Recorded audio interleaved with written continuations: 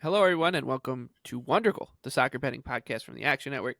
My name is Michael Leboff, and joining me for this, our first Champions League match preview pod, is BJ Cunningham and Anthony DeBundo of The Ringer. And gentlemen, it's a new dawn, a new era in the Champions League.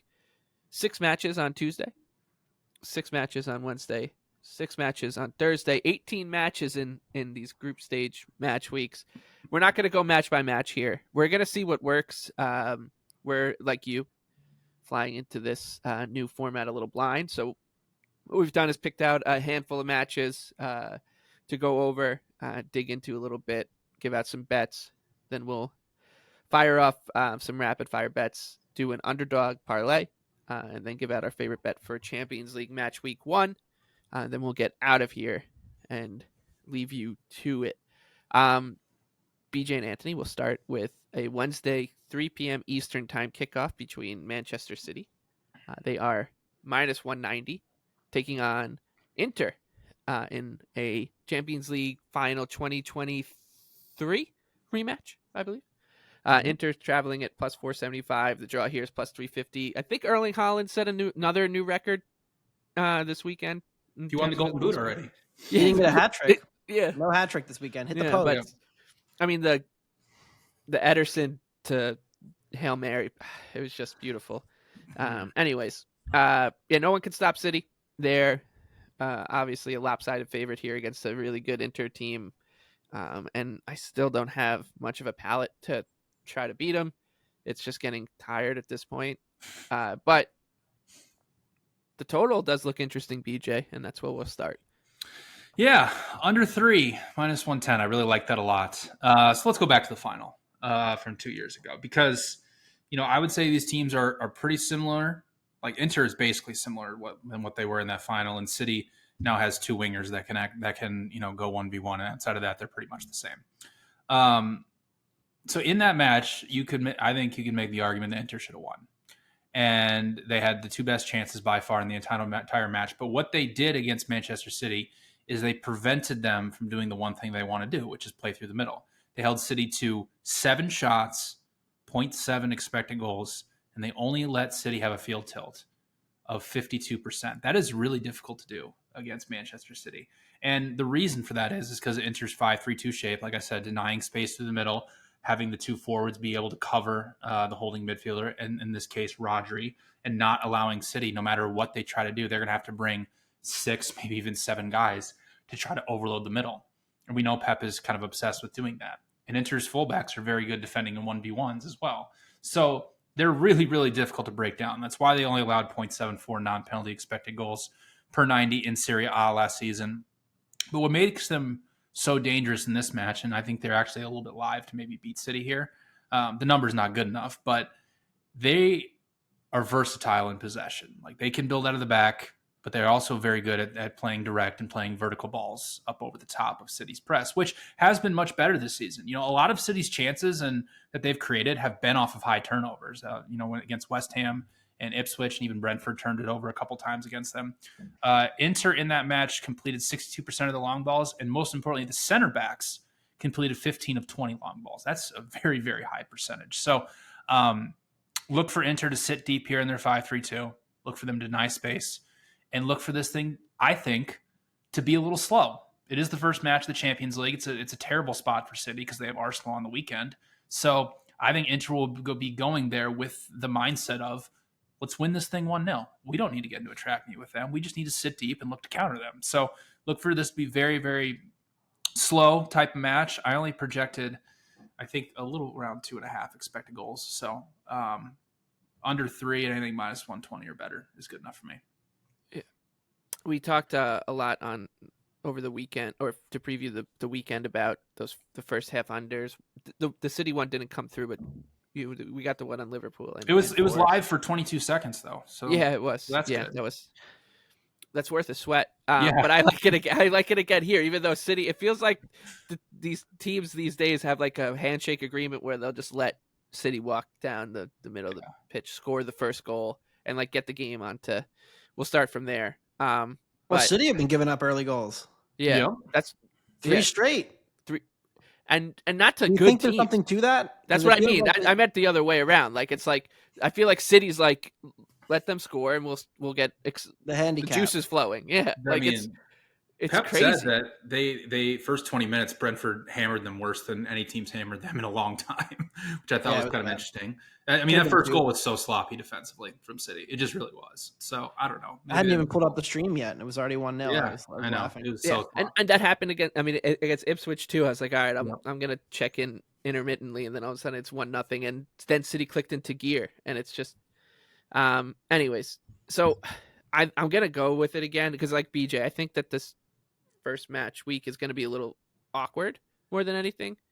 Coming off an international break, huge match for City coming on the weekend, and Inter wanting to go there, and with the way that this sets up, like it is a league, right? So you want to just go get a draw and scratch out draws and away days rather than knowing that you're going to need to at least probably nick a win here or there, in the old group phases. So yeah, I think this thing lumbers. So a first half under, a first half to be 0-0 at plus 260. I think it's worth a bet for. Maybe we'll get to the first 30 through 30 seconds this time, Anthony.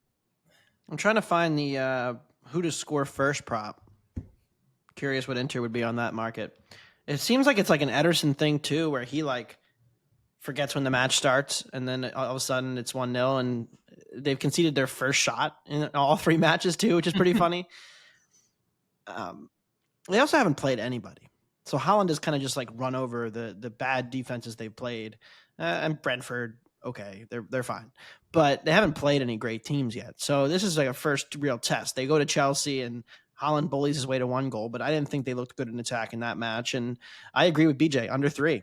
I did almost boycott this podcast just because of I thought BJ was going to talk trash about Arsenal and Spurs Sunday. So I'm still here, but I agree. Just for team stuff, Anthony. That's all. We don't look back. We look ahead. Yeah. Set piece. They were favored. They did what they were supposed to do. Anyway, I think one thing to watch here is how does Inzaghi manage it? Because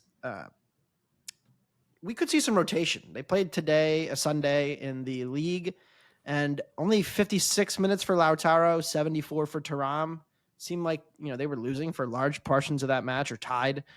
So maybe they were putting one eye on Wednesday, but also we've seen them rotate in the Champions League too, and coming straight back off the break here. Like, I think you're more likely in an 8-match league setting to see Inter say, hey, we lose this one, not a big deal. We're not going to burn our guys, our best attackers, going all out for a point at City when we know we're going to have matches against the weaker teams in coming weeks. Now, it is the first match, but again, I just think that's on the board as a potential thing that could happen, and it's a second away match in a row for them. So all that points to the under for me. You mentioned the Champions League match a couple years ago.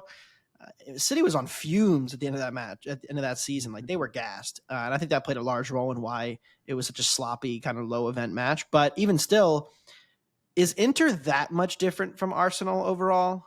No. Because the over-under is 2.5 flat for City Arsenal, minus 110 each way on Sunday or Saturday, whenever that match is.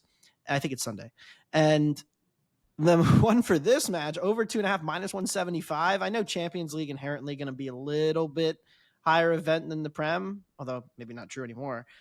And it's Arteta, Pep, like they have this history, but Inzaghi is not a guy who wants to get in the track meets, like you mentioned. So under 3 for me as well. Got a lot of unders on this board. I'm very concerned about it, but that's where I'm rolling. No, I'm sure it'll all go really well. So that's Wednesday, 3 p.m. Tuesday, 3 p.m. Eastern time is a kickoff between Milan and Liverpool. This one in Italy. Milan plus 280. Liverpool traveling at minus 110. The draw is plus 275. I would have said this before the Forest match. It does. I do feel like this is a little. This price flatters Liverpool a little bit here on the road. First Champions League match under slot.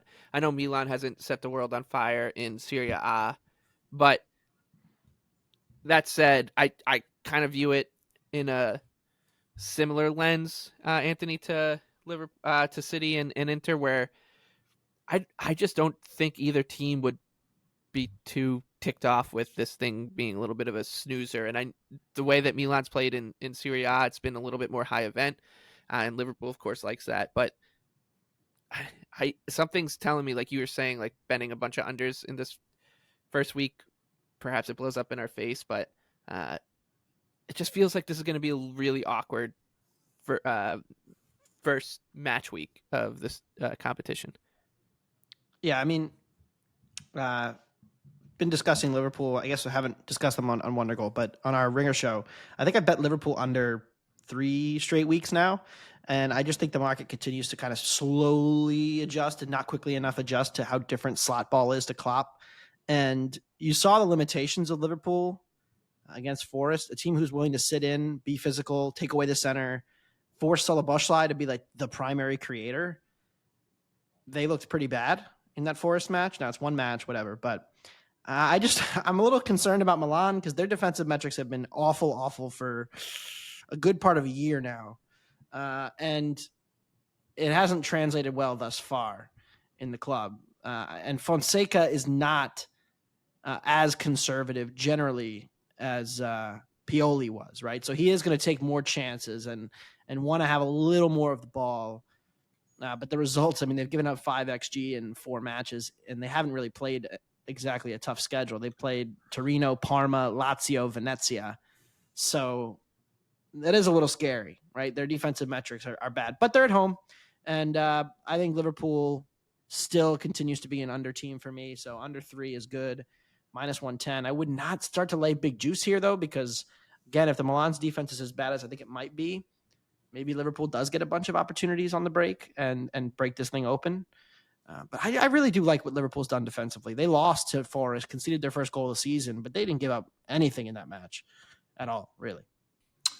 Yeah. I did watch the Lazio AC Milan match, and I will say that, Fonseca's Lille teams would primarily press to generate long balls up the pitch. So if they were playing Jurgen Klopp's Liverpool, it would have been like, the perfect situation.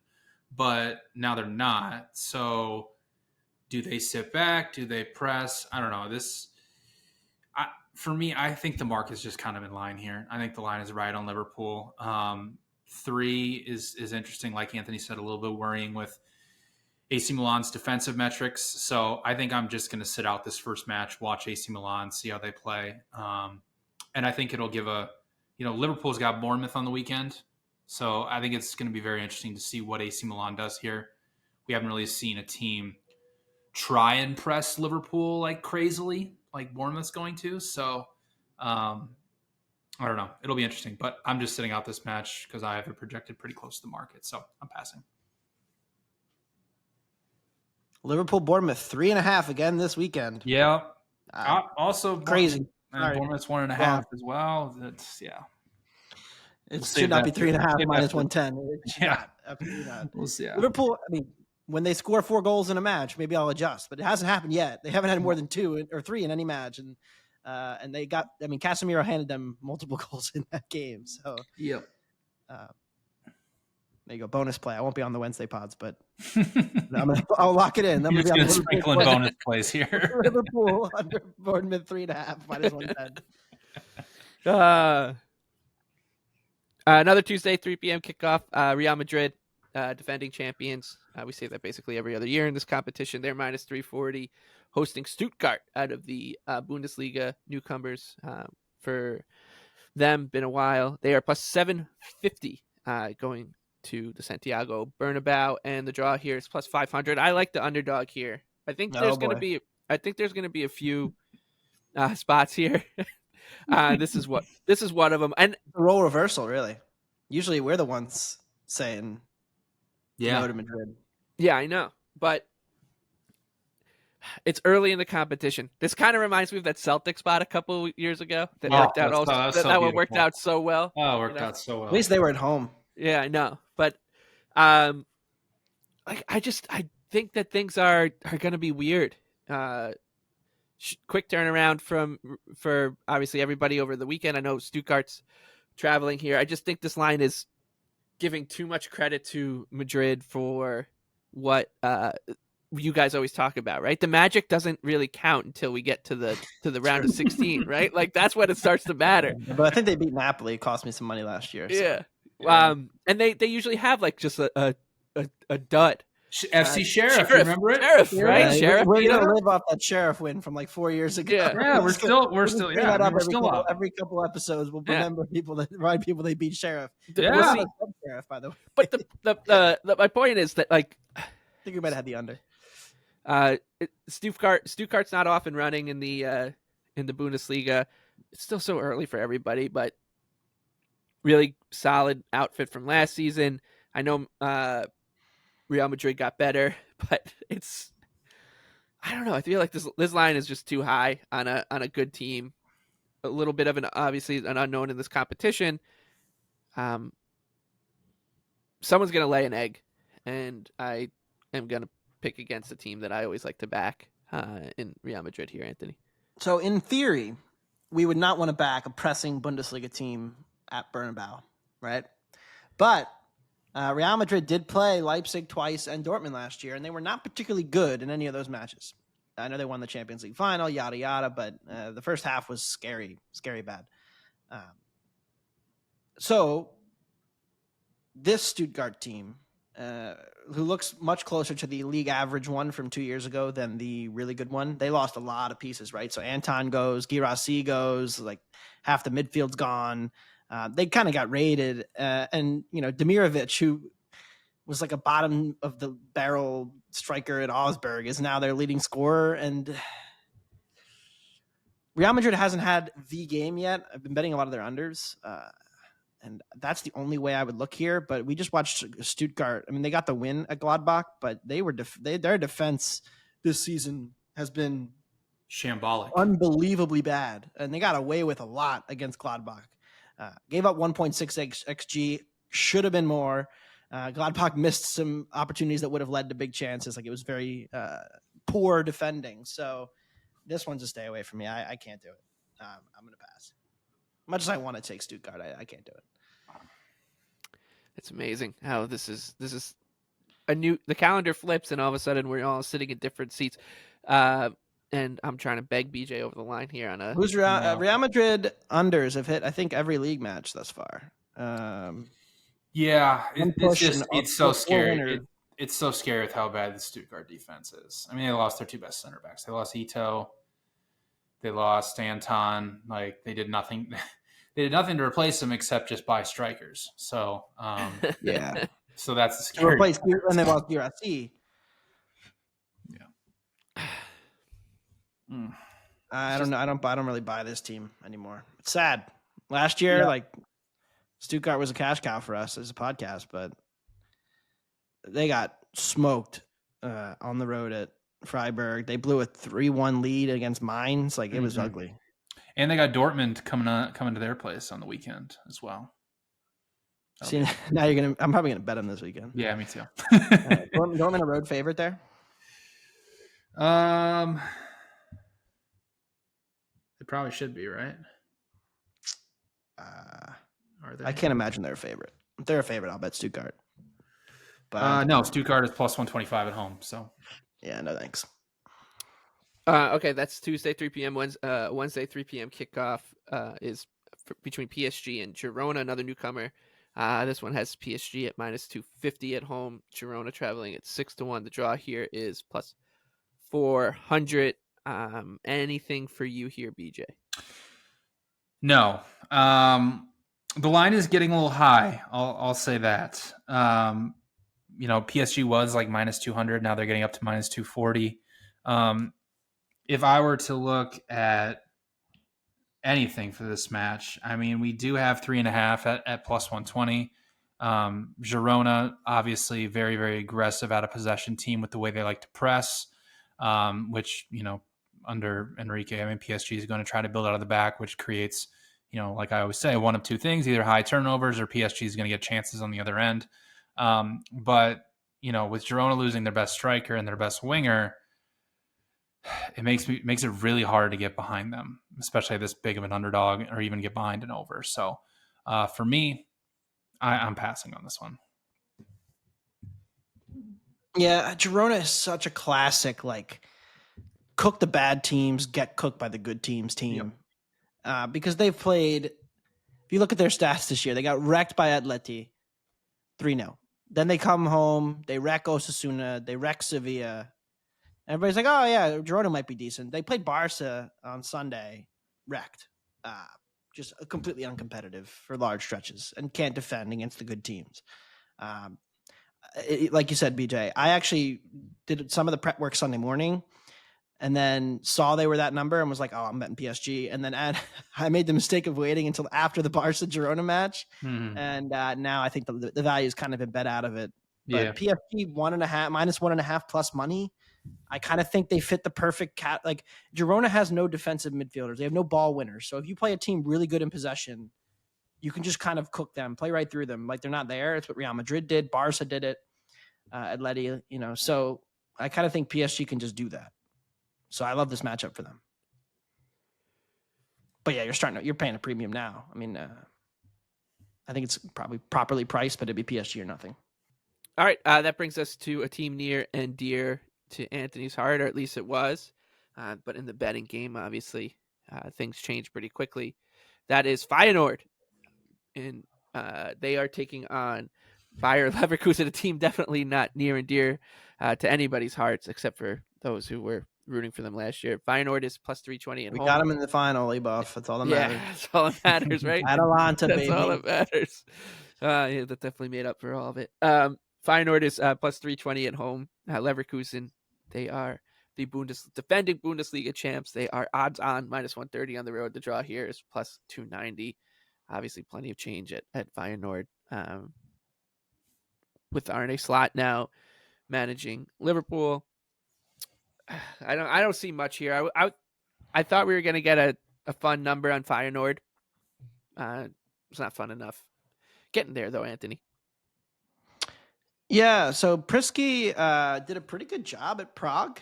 They were decent. I think Feyenoord will be okay medium term, but short term, like, replacing a lot of players, have struggled through the Eredivisie. I mean, their numbers are way down. They've taken like a clear step back overall. Santi has not been as good as he normally would be. I mean, he has a couple goals, but even his numbers have been kind of just and he had a pretty bleh summer for Mexico too. So it's been like a weird year for him. He's not in the best of form. And yeah, I mean, the stats are not great. They drew multiple matches to Groningen and a team whose name I'm going to struggle to pronounce here, but it's just Sparta Rotterdam. Drew Wilhelm, like, they have taken a step back. But I think Feyenoord's attack will be good here. Tough place to play in the Kuip, and Leverkusen's defense is flawed. And they showed that again at the weekend against Hoffenheim. Hoffenheim got on the board, had chances to equalize, and then Leverkusen kind of put that game away. But, they've conceded at least 1 XG every match, not counting the Pokal. So the 3 Bundesliga matches blew multiple leads. And so this Leverkusen team that were the comeback merchants of last season have actually been good at getting out and scoring first. They've taken leads in every match, multiple goal leads. But then they just open the door and teams are able to play their way back into it. So I'm going to the tried and true, hip to be square, both teams to score over 2.5, -120. I just would be shocked if this game wasn't like 2-1, 3-1. Yeah, it does feel. Look, I'm not going to say Feyenoord's out of it. But any value I'd hoped of getting against Leverkusen, like, the market's not there on this team or this price. BJ, anything here? Yeah, I'm with Anthony. I like over 3. You can get a -110-ish right now. So Prisky's, he did do a good job at Sparta Prague. If you remember, they made it to the round of 16. They beat Galatasaray over 2 legs and to get to the Europa League round of 16, where they were primarily sitting back, looking to play in transition. And then they went and played Liverpool, funny enough, now that Arne Slot is there. And they got hammered 11-2 on aggregate over those 2 legs. And what? Scored in both matches, though. That's true. Had both teams to score. I remember this. That's right. But what Their Prisky wasn't bad. Different team. What Prisky likes to do It's basically just like a zonal man-to-man press, which I know is like contradicts yourself, right? Like you take your zone, you pick up your man, and then just everybody goes man-to-man from that point on. That's all well and good, but I'll still say that Leverkusen's a top 5 build-up team in the world with the way that they're able to overload basically every phase. And what the important thing about it is, what I think for Leverkusen as opposed to some other teams, is Leverkusen is quick. They move the ball so quickly from front to back. They will take chances. They will try to make direct passes to open up defenses, whereas other teams, like, for example, Southampton or Thiago Motta's Juventus, who we'll get to in a little bit, are maybe a little bit more conservative in trying to make those short passes. So, but I will agree with Anthony that Leverkusen's defense, because how aggressively they counterpress and how high of a line that they play and how many people they commit and build up, they leave themselves vulnerable to transition attacks. And, they did have a backup goalkeeper in this weekend as well, or the weekend before, excuse me.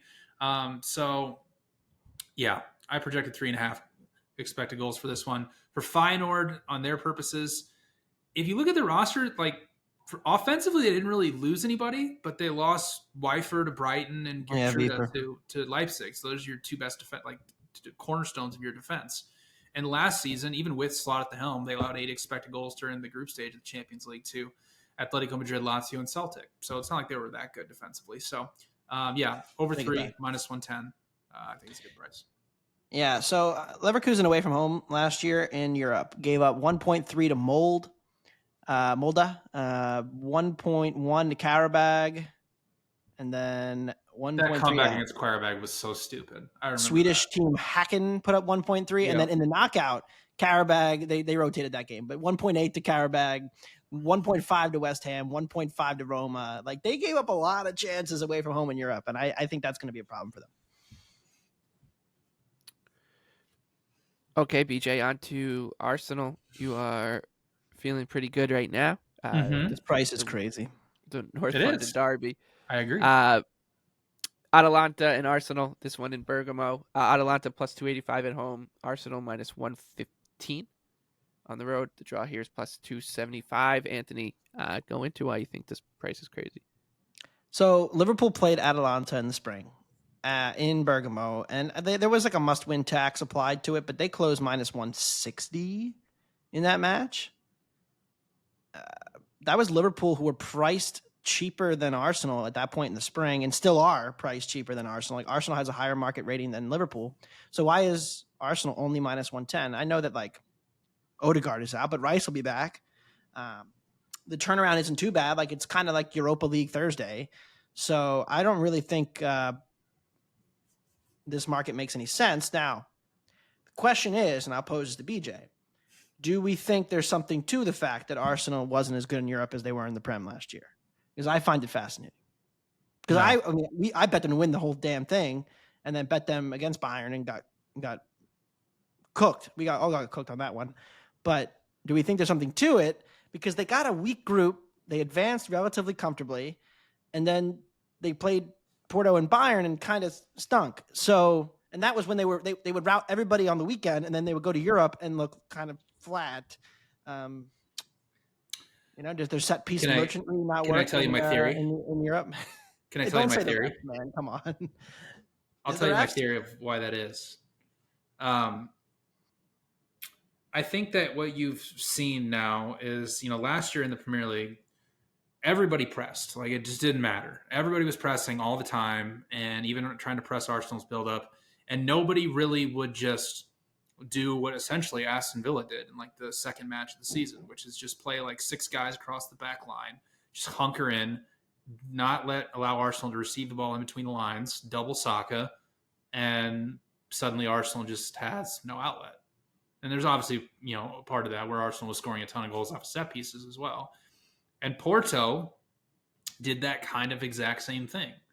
And we all know that Porto match where they just kept fouling Arsenal over and over again, just slopped up the match and made it, really difficult for Arsenal to do anything. And then Bayern kind of went with the same approach, right? They didn't just go full, gas the brakes, let's try to press Arsenal. No, they sat back and they dared Arsenal to break them down. And I said it on our Premier League podcast, but for teams that are going to sit in like Aston Villa did, Arsenal's got to figure out a way to break them down because they haven't been able to do it effectively. So I think that's a little bit why you see Arsenal maybe struggle a little bit more in Europe than potentially in the Premier League. I like the draw quite a bit here. Mm-hmm. I like A spot for Arsenal, man. exactly. That's what I'm saying. City Like this weekend. City over the. I mean, putting it in, making them travel. That's what you're getting as a tax on the spot here. Yeah. And I think rather than take Arsenal, I think that this thing is like a pretty clear and obvious situation for Arteta to get there, dig your heels in, get through the match with as many players healthy and unburdened, unburdened by what has been in this match, maybe, because this is a situation where weighing risk versus reward with City on deck is a point here. I think is a really good result for Arsenal. Mm-hmm. Plus, like, they're a team that plays a style that's conducive to betting draws when they are going up against at least decent opposition. So, yeah, Arsenal's going to want the ball. They're going to want to be in possession and control this thing and take this thing out of the game and the crowd. And but it's still such a tricky spot. So I think this thing feels pretty low event, and I think that Arteta and Arsenal would sign up for that, like a 1-1 get home and be fresh for City, BJ. So yeah, I like the draw here plus 275. Yeah, I mean, I agree. Listen, I have Arsenal projected at minus 146 here, so minus 110 is short. No Odegaard, obviously, and we saw how much his injury moved the market against Tottenham. What was it, 25, 30 cents? It seemed like I think it moved because we moved from Rice like minus 110 to even money, and then Arsenal was plus 130. So, but this Spurs is also coming back too. But yeah, exactly. This is also not a full-strength Atalanta squad, not the one that you saw in the Europa League final. Scamacca's injured. Coop Miners is now at Juventus. Atalanta's down 2 of their starting center backs. So not a great situation for them either. Can't defend. Cannot defend. We saw the way that they play is man-to-man high pressing. And while Arsenal is a little bit shaky in terms of buildup, and you saw that today against Tottenham, that would be the way that Atalanta wins this match, is they force a couple high turnovers, get a couple golden opportunities. But if Arsenal's able to play through them, I mean, that's not the way to play Arsenal. You have to sit back. So I'm not sure Atalanta can do that. I don't know. I'm done just saying Atalanta can't. They did it to Liverpool. They did it to Leverkusen. Arsenal, they should play Zinchenko. I think it would behoove them to play him, even though they don't like him as much. Because the midfield stinks right now with Arsenal. Even with Odegaard being in there or Rice being in there, like, that's not going to help their build up necessarily. So I still think there's major questions about the Arsenal midfield right now / build up, and that includes the fullbacks and how they like to use them in possession. Because Timber is not Zinchenko when it comes to passing. He's better at other things, but he's not as good. He's versatile. That's why they like him. That's a Thursday kickoff, 3 p.m. Eastern time. Like I said at the top, we're dealing with a busy week of soccer here. Tuesday, Wednesday, Thursday, 6 matches apiece. So a full slate. I think they're only week, doing that for the first week of the Champions League phase. Maybe the last one too, but so don't get used to it. All right, that brings us to another Thursday kickoff between Atletico Madrid, team of the podcast, against Red Bull Leipzig, another team of the podcast. Madrid is minus 125 at home. Leipzig traveling at plus 310. The draw is plus 285. I got nothing here. It's a fun contrast of just soccer philosophies going at it, and the way these two clubs go about things is quite different. But I would lean towards the underdog here. I actually, maybe I'll get there, Anthony, on Leipzig. It just seems a little too steep on Atleti.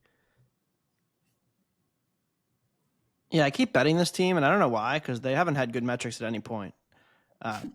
Leipzig, that is. They were a disaster at home against Union Berlin on Saturday. Needed a pen to win, to create a big chance, and didn't score it. They were pretty bad against Leverkusen, came back to win it. they're not getting any market respect here. I do think Atleti's better at home, so I guess maybe I'm kind of. It depends on how you adjust for Leipzig, because they have lost some guys, and the attack is not looking great. But we've also seen this from Rose at teams before, where they kind of start a little sluggish. It's not quite firing, and then all of a sudden you look up and they're putting up these bonkers numbers. Same thing happened last year. Yeah, So in January, they've won Mhm. 11 of 12, and it's crazy. You're like, Yeah. how did they get to be second in the Bundesliga? yeah, because I mean, I'm looking at it now. Like first 5 matches last year, they had a negative expected goal difference, but they won almost all of them. Now this year, it's been the opposite. Or sorry, this year it's been the same, where like the XG difference is roughly the same, and they're not quite getting the results. But I think I'm going to pass, and I'm going to learn a lot about Leipzig in this matchup. I do think. I think I'm going to bet them. Yeah, one more time. Yeah. Well, you one haven't more time. probably been. You haven't been betting. I have them not in bet a Leipzig while. yet this season, so this will be my first loss on them. I don't really think. I mean, they lost Danny Olmo and Simikan over the summer. I know Olmo's a pretty big loss, but is anybody else really that big of a loss? Like they get Gertrude in from Feyenoord, which is gives them a lot more versatility at right back. The midfield is all still there. They retain Xabi Simons, still have Openda and Chesko up top. Like this is still a really good and dangerous team. Now, Atletico has been really good to start the season. So I think this is why you're seeing this line as it is, where Atletico hasn't even conceded, they've only conceded 1 goal and nobody's created over 1 expected goal against them. Whereas, Leipzig, like Anthony said, have just been kind of poor. Yeah, interesting to see here who controls more possession. Atletico has been playing a little bit differently than they have in years past. It's not just 4-4-2. Like let's just look to sit back and win matches 1-0. They've been trying more to build out of the back, create a more possession dominant style, trying to control matches more. Obviously, they have it in their back pocket to play terrorism ball, but Leipzig has shown. I know they've played bad. I know, but what they show with Openda and Chesko is like they have that gear where if they can just pick teams off from a mid block, they can hit you transitionally so hard and so quickly. And I think that their pace can give Atletico a lot of problems here. So I only projected Atletico at plus 125. If you look at La Liga and the Bundesliga from UEFA coefficient standpoints aren't that whole different of leagues now. It's kind of just England's up at the top, and then Germany, Italy, and Spain are all kind of in the same tier together. I mean, Leipzig had better metrics in the Bundesliga than Atletico did in La Liga last year. So I only have Atletico plus 125. So I like Leipzig plus a half at even money. Okay. Before we get to a quick rapid fire section, let's talk Monaco and Barcelona. This one in France, where Monaco is plus 310, Barcelona minus 130. The draw is plus 300. Barcelona under Hansi Flick, off and running in La Liga. BJ, it's it still feels weird to me that he's there, but whatever, that's by the by. 5-0, 5 wins from 5 matches, 17 scored, 4 conceded, and their underlying metrics kind of tell us that that's not all that off. So you just want to step in front of this train? Is that what's going on here? Pretty much. So here's the thing. I did a deep dive on Barcelona this week. Was just really like digging into Hansi Flick's tactics of what he's been doing so far.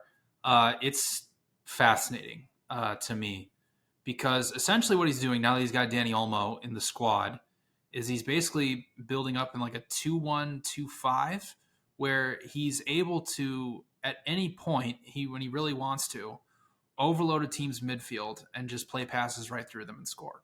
Like he will invert Rafinha, who had for a while before Olmo came in was playing as like the number 10 instead of a winger. Now he hasn't playing out left, but when it's in possession, he can drop in the middle. Lewandowski can drop deeper. And suddenly you always have 5 guys around the ball. And you can also invert Yamal in there. Like it's crazy. So I think that's why you see their offensive numbers have been so high, is that just every team, and no team really, doesn't matter your defensive shape, you're always going to get overloaded in the middle. So and when Barcelona is able to move Lewandowski into certain positions, and even Rafinha for that matter, they can pull center backs out of position. And the biggest thing with Flick, as opposed to previous Barcelona managers, because we've had a lot of Barcelona managers from the same mold of just like ticky-tacky, like short passes, build out. Flick wants them to play direct when they can. Like, he wants them to make aggressive line-breaking passes in behind. And that is something that Barcelona hasn't had, that type of gear, where it's just like, we will take those chances as opposed to just controlling possession. But we've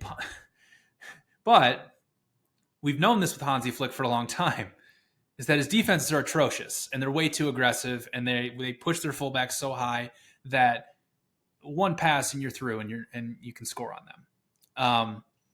Monaco is a team that primarily does rely on that exact same thing, which is through balls, aggressive, progressive passes. They have good transition strikers in Bolo and Balogun, and Adi Hütter wants his team to be just as aggressive in possession as Flick does. I mean, out of possession, they're going to press. They had the most high turnovers in the league on last season. And I'll give you this stat. Anthony, I was looking this up. I really wanted to find a stat because, Adi Hütter was at Gladbach for a year. And I was really hoping that I could find a crossover between him beating Hansi Flick at Bayern. But unfortunately, Hansi Flick left before Hütter went there. But Hütter did face off against Hansi Flick during the pandemic season, Frankfurt versus Bayern. Frankfurt won that match 2-1, 3.6 total expected goals, 34 shots taken in the match. I like the over here. I like over 3 at plus 110. Yeah. I think the overs with Barcelona are too low right now. And I think they're pricing in the fact of what Barcelona's defense was last year under Xavi, how much they controlled possession. It's a much different team. It's a much better offensive team and a much worse defensive team. So I think the overs, you'll start to see them get higher and higher and higher. And we'll get to a point where it's just like, Hansi Flick's Bayern's totals in the Bundesliga. But for now, they're too low. I like over 3 goals at plus 110. Yeah, I mean, they're cooking. This team's underlying numbers are fun. And Lamine Yamal is taking the leap. And not that he didn't already this summer, but scores twice today, 4 assists already. Rafinha's unbelievable. The team is so well built to play flick ball compared to the past. And that's so much more exciting to watch too. I watched a good bit of their Girona win. So, and then Olmo comes in and he's been getting great shot numbers from the midfield. So I have no idea how Monaco defends this team. Don't care where they play. No idea. And Real Madrid's played nobody. Barca's played some team. They went to Vallecano, who's solid, beat them comfortably. They went to they beat Athletic Club at home, 3.2 XG at Valencia, dominate Girona away from home, who's not a bad team, even though we don't like the matchup. Those are real teams. And then they put 7 on Valladolid. It's just a truck right now. I know we're going to talk about Monaco more later. I would be very surprised. Let's just say. All right. Well, before we do that, let's quickly move on to some rapid fire through some other matches. I have a different underdog that I'm going to give out to start this Champions League season off with a bang. So I'm not going to throw Red Star Belgrade into the Underdog Parlay, but I have some interest on them at 3-1 against Benfica. That's a tough trip. That's not an easy trip for a team that's not. We're not talking about one of the elite of the competition going to Belgrade. We're not talking about one of the second or third tier teams going over. This is a team that we're all expecting to fight for one of those, 17 to 24, 16 to 24 spots. So I think this is a situation with a live underdog at home. BJ, what about you? Anything else you want to touch on? Yeah, I got 3 other bets here. I'll just run through quickly. Juventus, PSV under 2.5 at plus 115. We should not be setting. Nil-nils. Just play the yeah. You should. I'm going to say people this. I know that Allegri's not there anymore. I know that terrorism ball is gone, right? But really, is it? No, because I know Thiago Motta has this. Listen, I know all the Tacticos will just love themselves some Thiago Motta. They can't do anything in the final third. Watch his Bologna teams from last year. They obviously overload every phase, make a lot of fun combination passes, but they were terrible offensively. Like they were a mid-tier Serie A team offensively. And the same applies to Juventus so far this season. I mean, they just put up 0.7 against Empoli on the road this weekend. I mean, this is not a very good offensive team, but the defense remains the exact same that it was under Allegri. Like It's they better. are, it's even better. Yeah. Yeah. So we shouldn't be setting under 2.5 at plus money. I don't think PSV is going to come out like balls to the wall and try and press them right away. Maybe they will. Maybe Peter Bosz is a lunatic, but I mean, right out of the gates in the Champions League last year, they only put up half an expected goal against Arsenal. So, Yeah. Go ahead. PSV's attack did not scale up well. No, it did not at all. And they're kind of just limited. And I know we bet them against Dortmund, and Dortmund's way worse defensively. They couldn't get through against them. Yeah, Juve. If you want to get some good CLV, bet Juve because the market loves them. Mm-hmm. Every week they take money. They took money. I think they closed minus 165. I almost came back and bet Empoli +1 and got cooked there. But yeah, the attack will take some time. They're going to round into form, and come January, BJ, you're going to be betting them at 30-1 to win the whole damn thing because nobody can score. Well, if you want to read more about Juventus, you can read my preview for this match on theactionnetwork.com. You can also read my preview for Young Boys and Aston Villa. I like over 3. You can actually get that at minus 120 right now. I mentioned Young Boys on our preview pod. Horrible start to the season. Switzerland conceding north of 1.8 expected goals per 90 minutes. You saw the type of team that Aston Villa struggles against, Michael, on the weekend defensively. It's a team that can play in transition. They want to play their high line. If you get in behind it, you can create a lot of chances. That's exactly what Young Boys likes to do. And the thing about Aston Villa is they want to play compact and they want to play narrow. They'll give you the wide areas. Well, Young Boys, they just want to get into the wide areas and swing balls in and swing crosses in. So they have chances on the break, but they're a horrible defensive team. So I like over 3 there. And finally, Bologna, Thiago Motta's old team, minus 115 at home against Shakhtar. Not the biggest fan of Vincenzo Italiano, but here's what I will say. Yeah, come on. I thought we liked him. No, I hated his Fiorentina teams last year. We were a Fiorentina podcast 2 years ago. 2 years ago, Before they were. Last year we were not. That was because they were lucky and that they beat us a couple times. Yeah. Here's a stat that I want to give you about Shakhtar because their team's not any better than it was last year. That's right. It's actually worse. The last 3 seasons, Shakhtar have played 11 matches away from home in Europe. They have a negative 12 expected goal differential, and they have only won the expected goals battle once, and it was against Antwerp last season. I think Bologna is fine right now. Obviously, they lost 2 of their best players and their manager, but they've been doing okay in Serie A so far. So I think this price is a little too short given how bad the Shakhtar team has been for so long away from home in Europe. Yeah, I agree with BJ. I also took the under plus money on the Juve PSV game. If there are 3 goals go in, I'll tip my cap. Mm-hmm. That's kind of where I'm at with Juve at this point, because I don't really think PSV has a ton of passing There's success. There's going to have to be a penalty in there for you to get to 3, I think. Probably. Bruges total is too low. 2.5 minus 130 to the over.